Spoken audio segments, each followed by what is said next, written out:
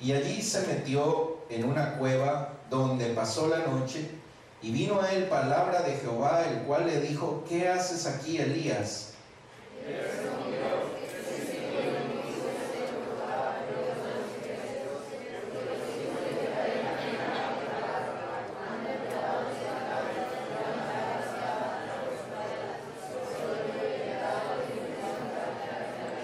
Él le dijo: sal fuera y ponte en el monte delante de Jehová. Y he aquí Jehová que pasaba, y un grande y poderoso viento que rompía los montes y quebraba las peñas delante de Jehová, pero Jehová no estaba en el viento. Y tras el viento un terremoto, pero Jehová no estaba en el terremoto.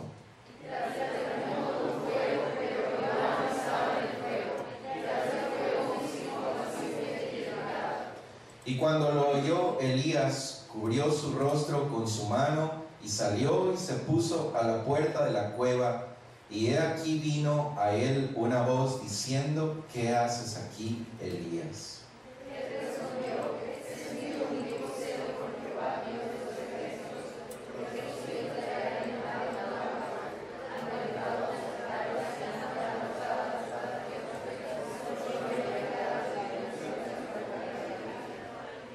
Amén, amén. Bendito sea, Señor, por tu palabra.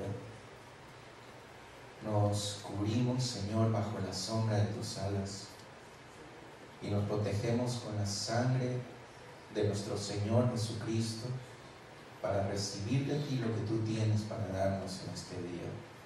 Señor, tu palabra es verdad, tu palabra es viva, nosotros la creemos, y nosotros creemos que tu palabra penetra profundamente en nuestro corazón para hacer la obra que tú quieres hacer en la vida de cada uno de los que estamos en este lugar. Pedimos que tu Espíritu Santo nos unja con poder, con discernimiento, para poder entender de parte tuya lo que tú nos quieres decir, porque todo te lo rogamos en el nombre de nuestro Señor Jesucristo. Amén. Amén. Tomen asiento, hermanos. ¿Cuántos de ustedes han estado en una cueva? ¿Alguien? Levante la mano. ¿Quiénes han estado en alguna cueva alguna vez? ¿Sí? No levanten la mano ahora, pero díganme cuántos de ustedes están en una cueva ahora. ¿Cuántos de nosotros estamos ahora en una cueva? Allá en Ecuador hay una cueva que es muy famosa, se llaman las cuevas de Jumandi. Cuando estuvimos en Ecuador, a Dan lo metimos allá, cuando fuimos, es en el oriente, en la selva amazónica, y uno entra y tiene que pasar, porque es un río que viene por ahí, un río más bien pequeño, en algunas partes se hace hondo, hay que meterse al río y a veces hay que nadar, pero llega un momento en que ya cuando uno se adentra bastante en la cueva, hay que entrar por unas cavidades pequeñas que hay que casi arrastrarse, pero se llega a un sitio más grande, y cuando está allá adentro, uno en esa cueva, el guía hace algo bien interesante. Él dice: bueno, ahora vamos a apagar todas las luces, ¿verdad? Entonces él apaga la que él trae, y si alguien trae más tiene que apagarla, y el momento que él la apaga, ustedes se imaginan lo que pasa allá adentro, ¿verdad? No se ve absolutamente nada. Uno está con los ojos bien abiertos, pero no ve nada. Y los ojos están bien abiertos, pero es como que los tuviera uno cerrado, no se ve absolutamente nada. Y llega un momento en que él dice: nadie hable, nadie diga nada, y todos se callan, ¿verdad? Y no se oye absolutamente nada, solamente ahí un poquito el agua que pasa, pero eso es todo lo que se oye. Y eso es una cueva, ¿verdad? Es una cueva, es un sitio oscuro, un sitio donde no todo el mundo quisiera estar, mucho menos donde alguien quisiera vivir. Allá en Ecuador una vez estuve en una comunidad, en mi trabajo con las comunidades indígenas, que nunca había visto algo así. La verdad que me impactó tanto que yo inclusive me puse a llorar, porque ustedes saben, yo soy un poco llorón, y cuando estuve allí, era una comunidad en la que la gente vivía en cuevas, no tenían casas, no tenían chozas. Todos saben que es una choza, ¿verdad? Un sitio rústico, hecho de paja o de madera, donde viven la gente pobre. Y ellos no tenían ni siquiera eso, porque era un sitio tan desierto, no había paja, no había madera, no podían construir sus casas. Entonces lo que la gente hizo fue hacer huecos en las peñas, hicieron huecos, y ahí en esos huecos vivían. En la parte de al frente pusieron algo como una especie de puerta o algo así, pero adentro era una cavidad y ellos vivían allí, y ahí dormían, ahí cocinaban, ahí comían. Era una cueva en donde ellos estaban viviendo, y las condiciones, esa gente, ustedes se imaginan metidos en una cueva, viviendo todo el tiempo, día y noche, allí, y con niños chiquitos. Los indígenas allá generalmente son, bueno, un ejemplo aquí nuestro, ¿verdad? Tenemos 4 hijos, promedio allá son 5 en Ecuador, pero en las comunidades indígenas las familias tienen 6, 7, 8, hasta 10 hijos, ¿verdad? Una familia. Y entonces todos ellos viven ahí metidos en esta cueva. Y aquí encontramos a un profeta, el profeta Elías, que según la escritura es el profeta más grande que ha existido, ¿verdad? De hecho, ustedes recuerdan cuando en la transfiguración del Señor Jesús, Elías fue uno de los que apareció allí con el Señor. Y luego la Biblia nos dice que el profeta Elías va a aparecer en los últimos tiempos. No sabemos exactamente qué significa eso, pero el profeta Elías es considerado como el profeta más grande posiblemente de la escritura. Y Elías apareció, y la misión de Elías fue decirle al pueblo de Israel, en donde este rey Acab, que fue uno de los reyes más malvados que tuvo Israel, y su esposa, ¿todos recuerdan cómo se llama su esposa? Jezabel, ¿verdad? Ese nombre no se puede olvidar. Nunca le vayan a poner Jezabel a una de sus hijas o a alguien, ni a la suegra. No vayan a poner ese nombre, porque es una de las peores mujeres que se conocen aquí en la escritura. Y entonces el profeta le dice la sequía, y luego él va y Dios le dice que vaya y se esconda, ¿verdad?, en un sitio hasta que pasen los años que no iba a llover sobre la tierra. Y vimos en un pasaje, en un mensaje anterior, que el profeta fue y se fue al arroyo de Querid. ¿Recuerdan ustedes? Era un arroyo pequeño que pasaba por allí. Él estuvo allí, en ese arroyo fue alimentado por los cuervos que le traían pan y carne de mañana y de noche. Y luego el Señor lo llevó a donde una viuda, ¿verdad?, para que la viuda lo alimentara. Pero cuando pasó el tiempo, Elías vuelve a ver al rey y se presenta, y allí tiene una confrontación con los profetas de Baal, y él arma un altar y pidió a los profetas que armaran un altar también. Y cuando les dijo, él los desafió y les dijo: el Dios que responda con fuego en el altar, que ese sea Dios, ¿verdad? Y entonces los profetas de Baal dicen que pasaron todo el día y se sajaban con cuchillos y danzaban y gritaban y todo eso, y no pasó nada. Pero cuando Elías hizo esto, Dios respondió con fuego del cielo y consumió, dice, no solamente el holocausto, lo que habían preparado, sino el agua y todo lo que habían regado a su alrededor, y fue un milagro impresionante, ¿verdad? Y esto Dios lo hizo. Pero Elías dice la palabra que él acabó con todos los profetas de Baal, y cuando él hizo eso, luego oró para que hubiera lluvia, y la lluvia efectivamente cayó, y hubo una gran lluvia, dice la escritura, ¿verdad? Y entonces dice que la mano de Dios estaba sobre Elías. Pero luego encontramos esta parte de la escritura, una de esas partes que son medio difíciles de entender, ¿verdad? De cómo un hombre de Dios, un hombre que por medio del cual Dios hizo milagros extraordinarios en la vida del pueblo, puede sentirse de esta manera derrotado. Y ahí fue que Jezabel, que la esposa de Acab, cuando se enteró que él había matado a los profetas de Baal, entonces ella dice, sus palabras fueron, ¿verdad? Así me hagan los dioses, estamos en el 19, versículo 2, y aún me añadan, si mañana a estas horas yo no he puesto tu persona como la de uno de ellos, ¿verdad? Es decir, que ella lo que le dijo fue, te voy a cortar la cabeza a ti también. Y entonces Elías dice, viendo el peligro, ¿verdad? Se levantó y se fue, ¿para qué? Para salvar su vida. Y vino a Berseba y dejó allí a su criado. Es impresionante cómo esta mujer impactó de tal manera la vida de Elías, que Elías, después de haber hecho tantos milagros de parte de Dios y de haber visto el poder de Dios mandando fuego del cielo y haciendo tantas cosas, mandando la lluvia y todo lo que el Señor hizo a través de su palabra, como cuando una mujer le dijo esto, el hombre se pegó un susto tan tremendo y salió corriendo a esconderse, ¿verdad? No vamos a hablar de la influencia que las mujeres tienen sobre los hombres hoy día, este no es el mensaje, pero los hombres de aquí lo saben, ¿verdad? Como cuando una mujer dice, ahí el hombre se pone un poquito asustado. Y luego dice que él se levantó y se fue para salvar su vida. Y aquí encontramos una gran diferencia entre lo que Elías hace en este momento y lo que Elías había hecho antes. Antes, cuando él predijo la sequía, lo que sucedió fue que Dios le dijo, vete a este lugar. Y Elías obedeció.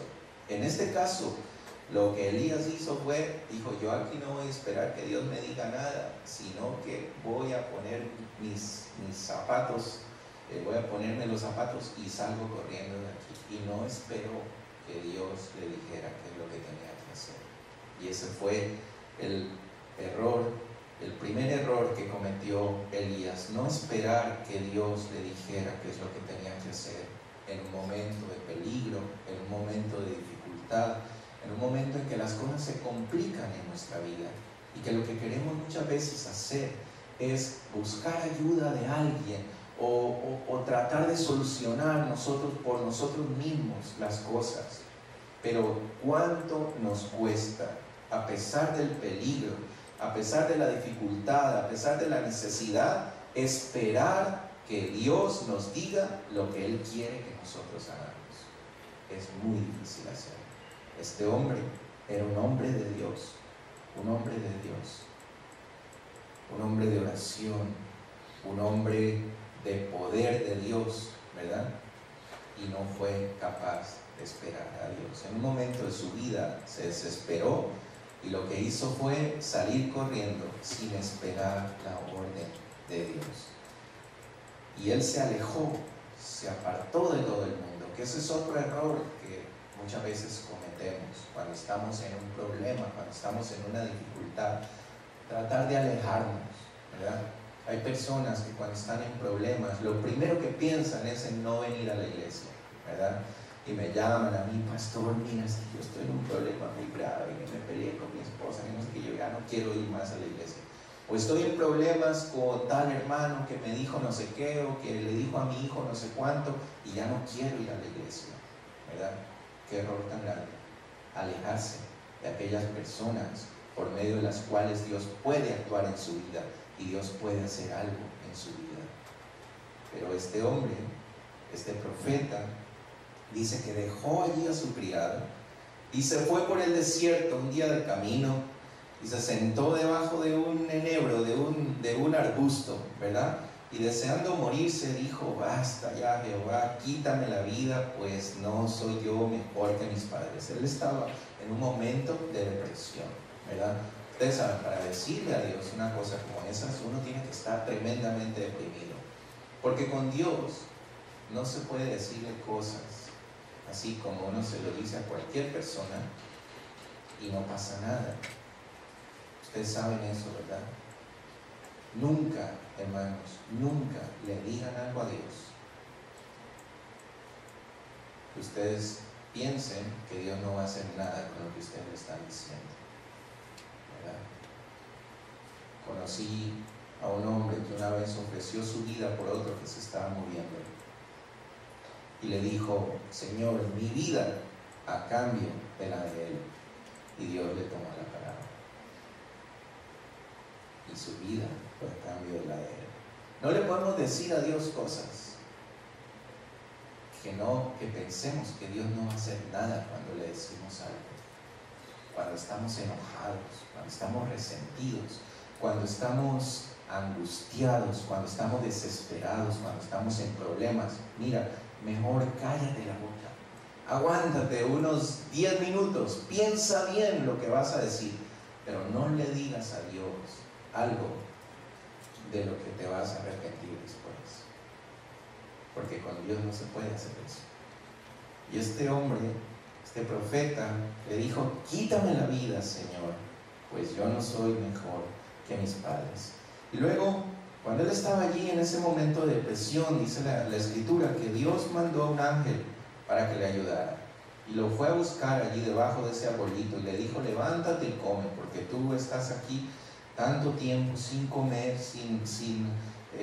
con esta angustia en tu corazón. Levántate y come. Y él se levantó y comió,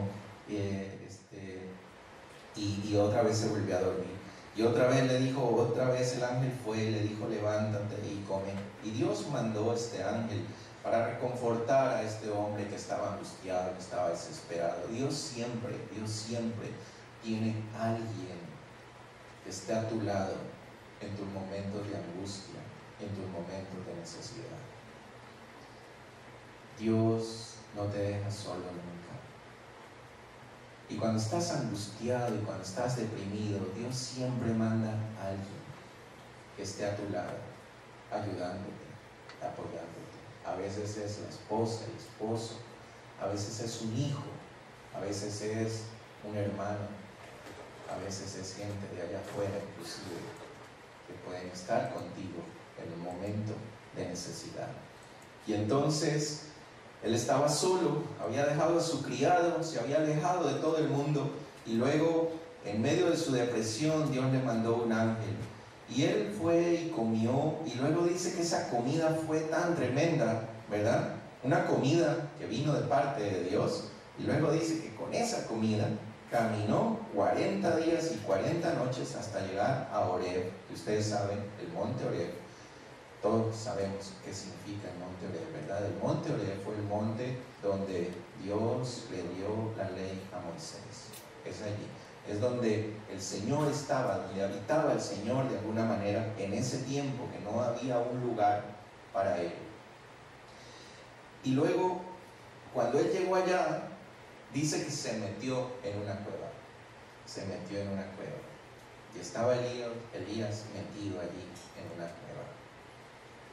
Y eso es lo que pasa muchas veces en la vida de nosotros cuando estamos deprimidos, cuando estamos angustiados, cuando estamos necesitados, cuando estamos amargados, que tendemos a meternos en una cueva, ¿verdad?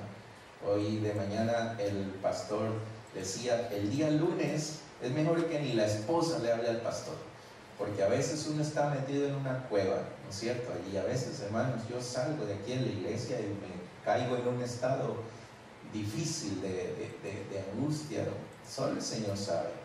Y entonces yo lo que quiero es no hablar con nadie, no oír a nadie, no ver a nadie. Voy y me meto ahí en mi cueva, ¿verdad?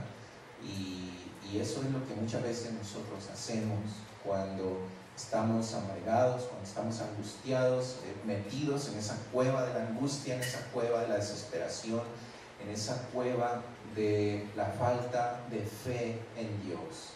Es allí donde nos refugiamos, ¿verdad? Y puede haber gente a nuestro alrededor, pero en mi corazón yo estoy allí metido en esa cueva. Y entonces él estaba angustiado, estaba atemorizado, y él estaba con ganas ya de botar la toalla, porque él dijo: Señor, mira, quítame la vida esta misma noche, y yo ya no quiero hacer nada, no quiero seguir siendo profeta, no quiero seguir trabajando en este asunto. Pero miren ustedes, hermanos, cuando él estaba metido en esta cueva, se le apareció el Señor y le hace una pregunta tan preciosa, que yo espero que esta pregunta se quede clavada en su corazón en este día. El Señor le dice: ¿qué haces aquí, Elías? Yo estaba pensando, ¿por qué esa pregunta? ¿Verdad? ¿Por qué esa pregunta? En primer lugar, Dios Todos lo saben, ¿verdad? Todos lo saben. Él sabía por qué Elías estaba allí. Entonces, ¿por qué le preguntó? Esa sería la primera inquietud. ¿Por qué le preguntó Dios a Elías, ¿qué haces aquí? Si Dios lo sabía, ¿verdad? Pero la parte más impresionante, lo que más me impresionó, es cuando él dice, ¿qué haces aquí? ¿Verdad? Entonces, yo quisiera ilustrar esto porque es importante para que nos podamos dar cuenta, ¿verdad? Si Elías está allí, suponiendo que esa es la cueva, ¿no es cierto? Esa es la cueva, y el Señor viene aquí, la pregunta hubiera sido, Elías, ¿qué haces allí? Amén.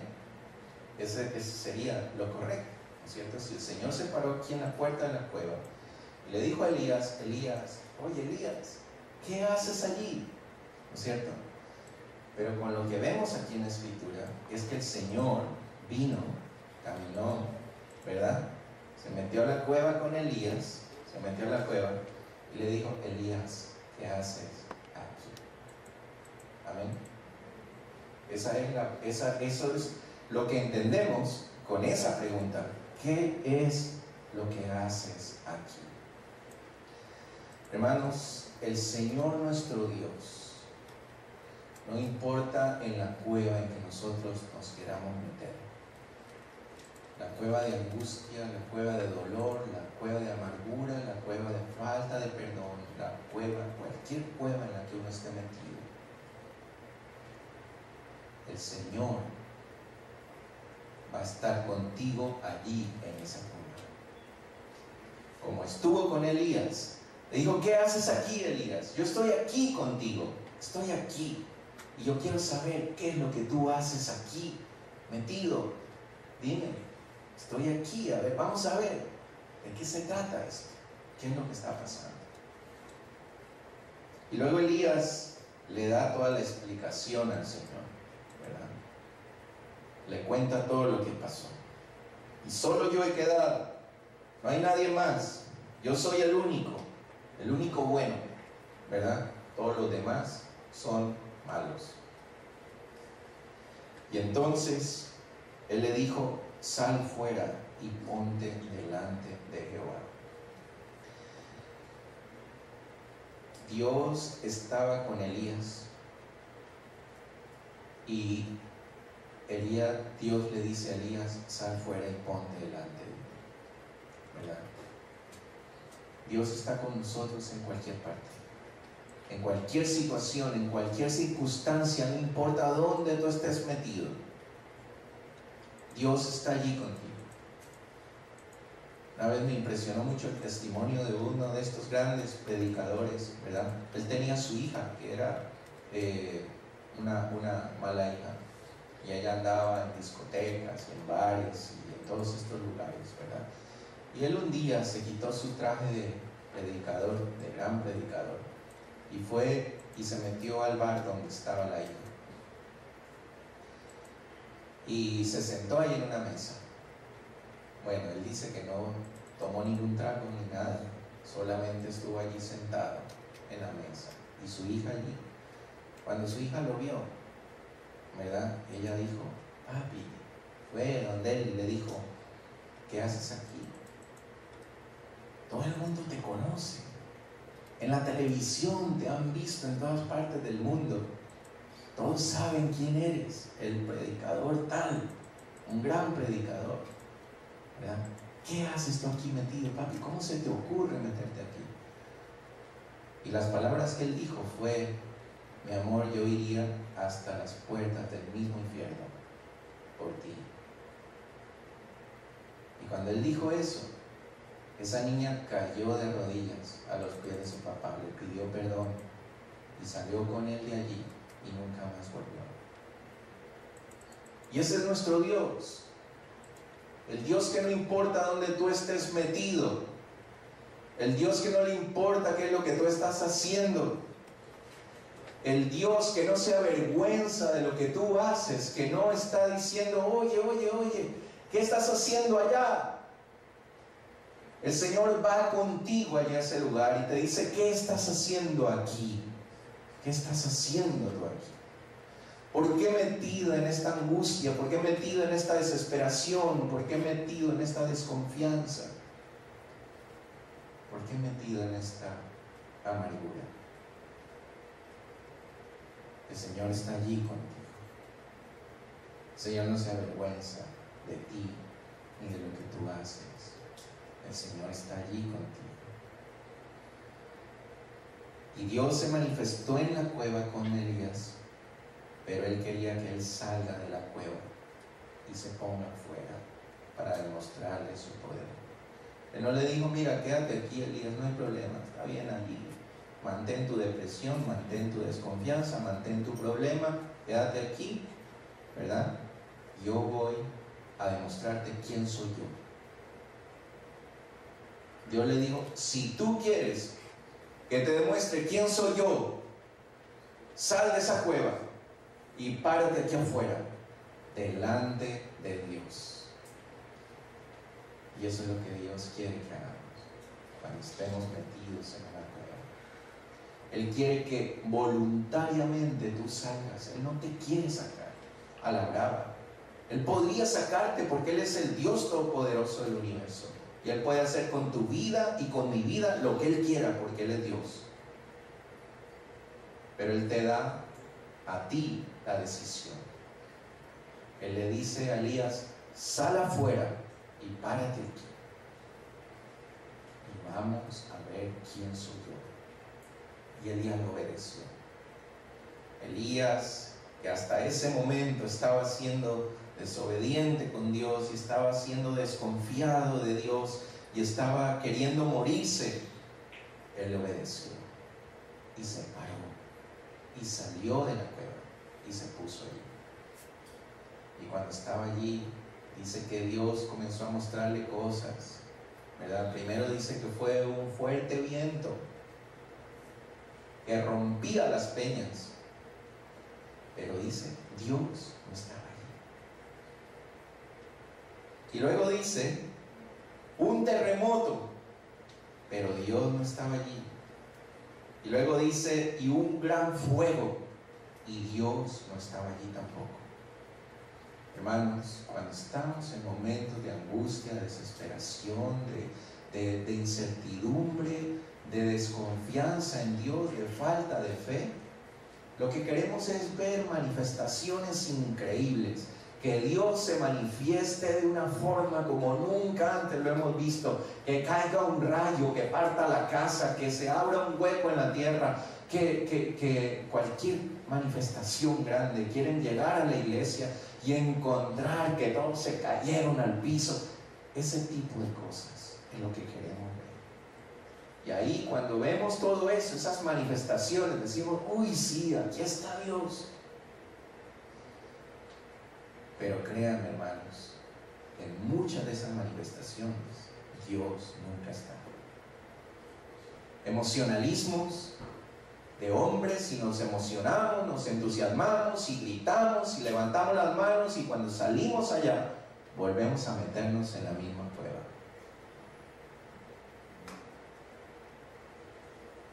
Dios es un Dios de principios, un Dios de fe. Él usa los sentimientos como Él quiere y cuando Él quiere. Él se puede manifestar a través de cosas grandes cuando Él quiere hacerlo, y lo ha hecho, lo ha demostrado su poder en la Escritura. Tú y yo hemos visto el poder de Dios haciendo cosas grandes, cosas increíbles. Pero Dios no es un Dios de emociones. Dios no es un Dios de sentimientos. Dios es un Dios de fe, un Dios de principios. Y lo que Dios quiere hacer en nuestra vida está escrito aquí. Lo que hay que hacer es creerle a Él. Y dice que luego vino un silbo apacible y delicado. Qué lindo esta figura que utiliza la palabra de Dios, ¿no? Un silbo apacible y delicado. No era un terremoto, no era un gran viento, no era un gran fuego. Un silbo apacible y delicado. Y Elías entendió que ahí sí estaba Dios. Cubrió su rostro, salió, se postró, y otra vez Dios le pregunta: ¿qué haces aquí, Elías? Ahí ya lo había sacado de la cueva, ya no estaba Dios con él metido en la cueva, había salido, y otra vez estando allá afuera, Dios le preguntó: ¿qué haces aquí? Y aquí encontramos que Elías, este gran profeta de Dios, no entendió lo que Dios le quería decir. Y si ustedes ven, el versículo 14 es exactamente igual, con las mismas palabras, del versículo 10. Es decir, en el versículo 10 Elías estaba en la cueva y le dijo a Dios: he sentido un gran celo por ti, y ahora me persiguen para matarme y para quitarme la vida, y por eso estoy aquí angustiado. Y luego, en el 14, vuelve y dice lo mismo, exactamente lo mismo, como justificando su actitud con Dios. Y entonces Dios le dijo: ve, vuélvete por el camino y unges a este por rey, a este otro por rey, y unges a Eliseo para que quede en lugar tuyo. Dios entendió que Elías necesitaba un cambio. Dios entendió que el corazón de Elías estaba ya en su final. Hebreos 13, del 5 al 6, nos dice algo tan precioso que quisiera que pudiéramos tenerlo en nuestro corazón y guardarlo en nuestro corazón en este día. Dice aquí el Señor: sean vuestras costumbres sin avaricia, contentos con lo que tenéis ahora, porque Él dijo: no te desampararé ni te dejaré, ¿verdad? De manera que podemos decir confiadamente: el Señor es mi ayudador, no temeré lo que me pueda hacer el hombre. Estamos aquí, hermanos. Posiblemente algunos de nosotros estamos metidos en esa pequeña cueva, en donde hemos llegado por las cosas que suceden a nuestro alrededor y que no hemos sido capaces de superarlas y de sobrellevarlas. Los problemas, los conflictos a nuestro alrededor, todo esto que nos angustia. El Señor, al igual que con Elías, Él está allí contigo metido en esa cueva. Él nunca te va a desamparar, nunca te va a abandonar, donde quiera que tú te metas, donde quiera que tú estés. El Señor quiere que salgas de esa cueva. Y Él quiere decirte que no te dejaré ni te desampararé. Él quiere decirte en este día que Él es tu ayudador y que no tienes por qué temer lo que te pueda hacer el hombre.